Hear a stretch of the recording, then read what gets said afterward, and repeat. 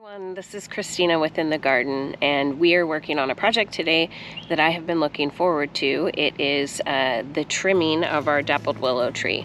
Our dappled willow tree sits at the front of our property.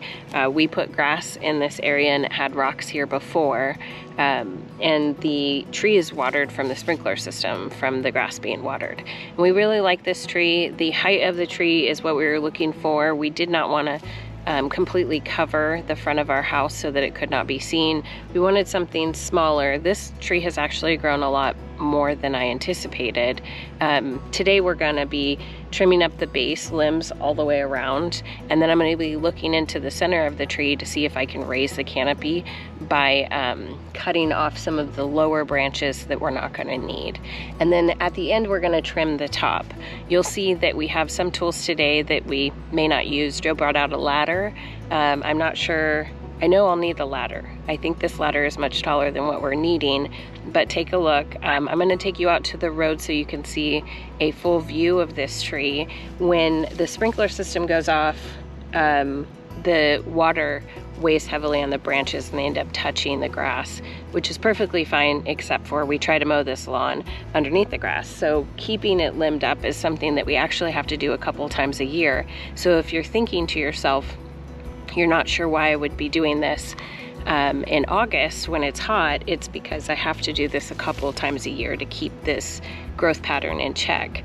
Dappled willows, like most willows, are gonna grow out and down and hang, and you can always trim those lower branches. Certainly it takes off a lot of that new bright growth, but I promise you, if you don't, let's say, keep these types of trees in check, they can really get the girth of the diameter of the branches can get super substantial, and when you're cutting those, that's more detrimental than cutting some new baby growth. So we're gonna get started. We'll give you a look from the road so you can see the full growth of the tree at this point in August. Do know that we trim this in the spring, and depending on how the growth goes for the remainder of the fall, we might trim it before winter. We'll see. But we like to do this 2 or 3 times a year. So let's get started. As you can see, we've got this lower growth we're gonna trim off. We're gonna trim around the diameter and some of those taller branches if we can reach them. This ladder is maybe not too tall, actually. If you look across, it is nearly as tall as the tree. So like I said, what we want to do, we're going to come and give it a haircut across the bottom. Then I'm going to see what limbs inside aren't too substantial, maybe smaller growth limbs, and we're going to cut those so that the canopy raises itself up in effect to make the tree taller.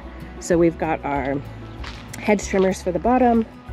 I've got my trimmers here. I'll have to go get big limbers as well, and then we've got the ladder. So let's get started.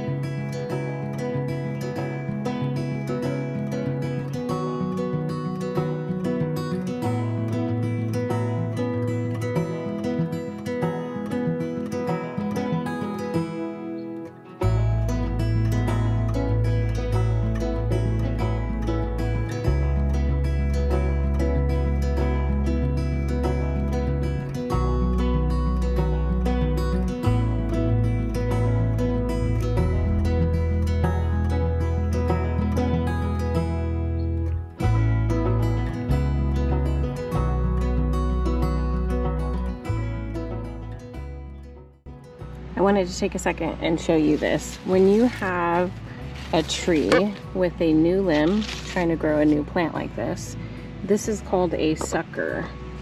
So we're just gonna grab it and at the base, as close to the tree as possible, clip it. And then that will heal over. So suckers always need to go. If they're growing here in the root base, you need to also clip those. Suckers are the tree's way of trying to propagate itself, so it's trying to create another one, and it'll leach away nutrients from the tree. And also, while we're down here, as you can see, the root base, this is where the root base comes in. you need to not bury the tree in soil up to here. These are like, think of these as the tree's lungs. And so the tree breathes through these bottom roots that go into the ground, these main root systems. And so we always want to leave a tree buried to that level and never above. I know you might be thinking that this is not an appealing part of the tree, so let's just bury it deeper. I would not do that. Also looking up here. So let's look at where we would trim things.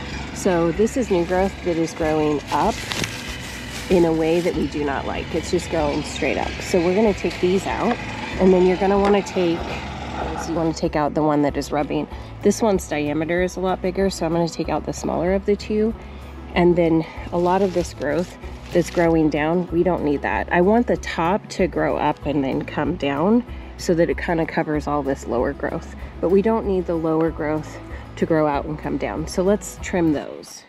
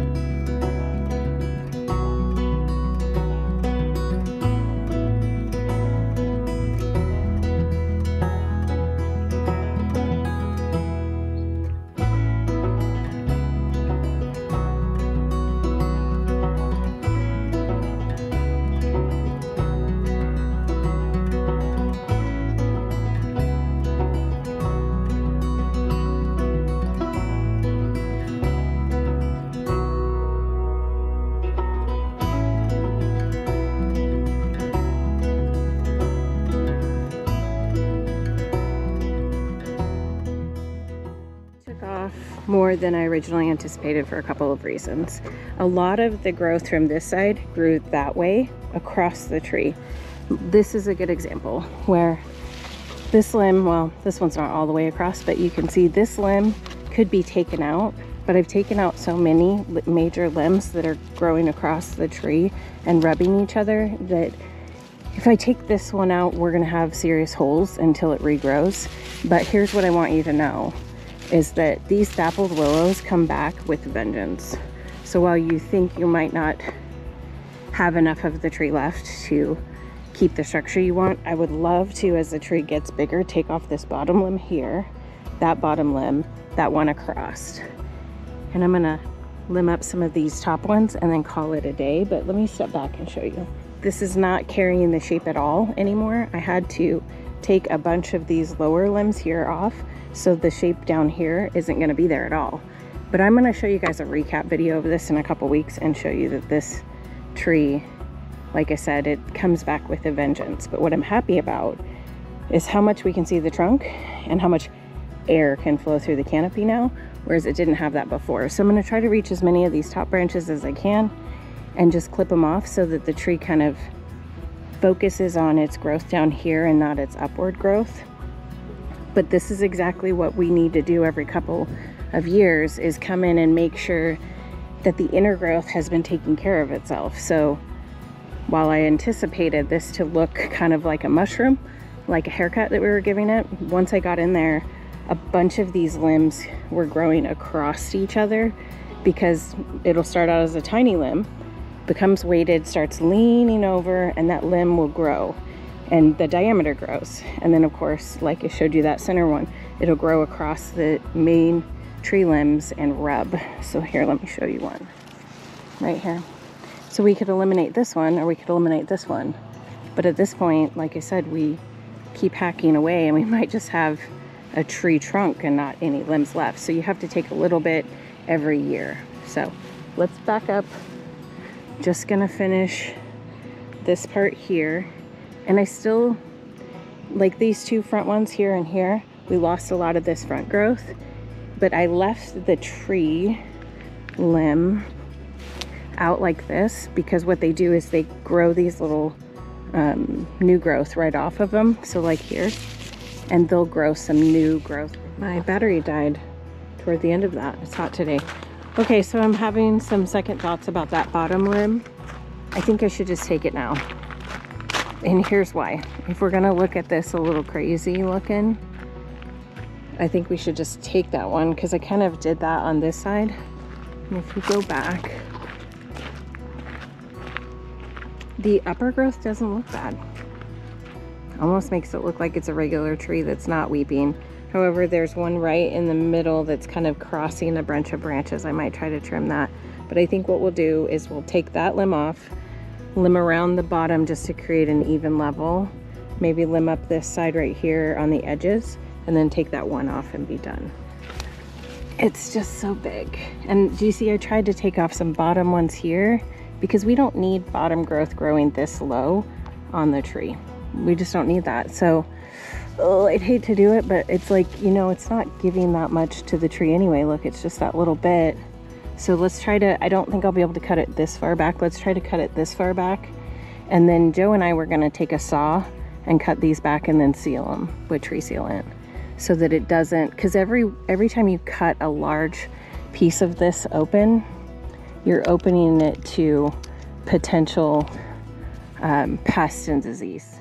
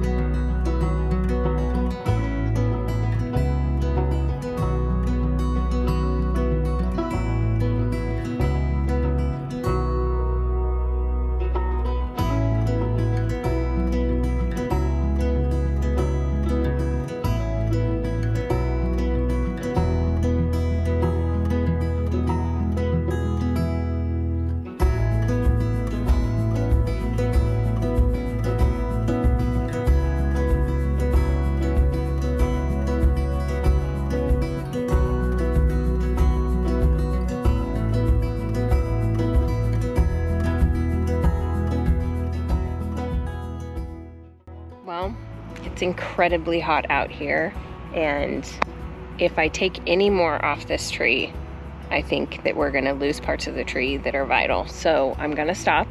That's the fun thing about gardening, is you have to know when to stop. But the good news is things grow back, just like your hair when you get a haircut. If you do not vitally damage the tree or bush that you're trimming, it will always come back. So I wanna show you the inside and what I'm going for so that you can kind of imagine why I took so much off, okay? So let's take a look. I did end up taking off the branch that went this way. It just made a lot of sense. And we've got this little nub here because my tree, my lobbers can only cut so much, and it was already hard as it is. This limb can go when this limb goes. So what I'm gonna do is, if we get to it, here in the next few weeks, we're gonna cut this off, seal it, cut that off, seal it, seal these, cut this off, seal it. Then what that leaves is this main growth here, and same thing on this side.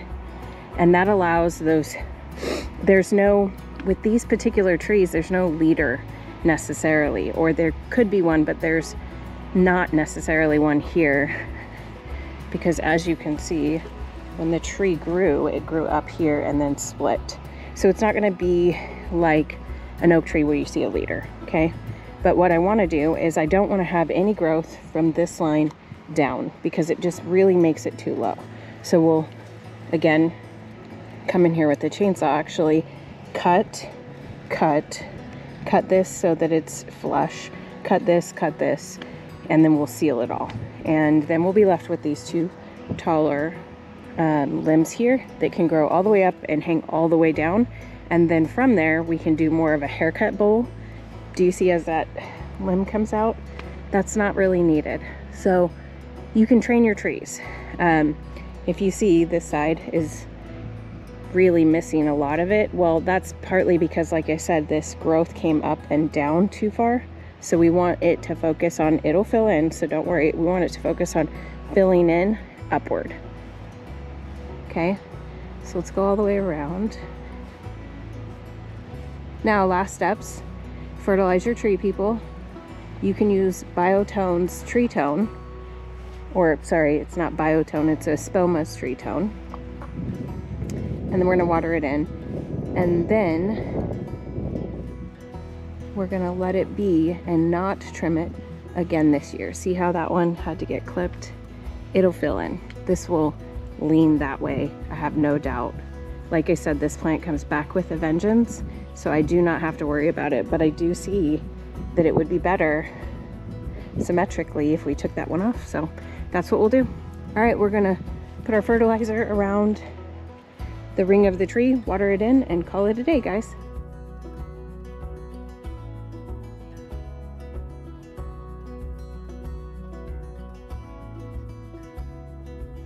Hey guys, so it's been a little bit of time since we cut back our willow, and what I wanted to show you was the day we did the cut back, I came out here the very next day and we shored up the limbs that were sticking off. Let me show you. Okay, so this one was sticking like out this far because I couldn't cut it to where it was more flush with the tree until I had an actual saw. So we came out here and we did that by hand. So we got this one as flush as we could. Any further and you're really cutting the tree more than necessary, this one, this one, this one, and all the way around to the other side.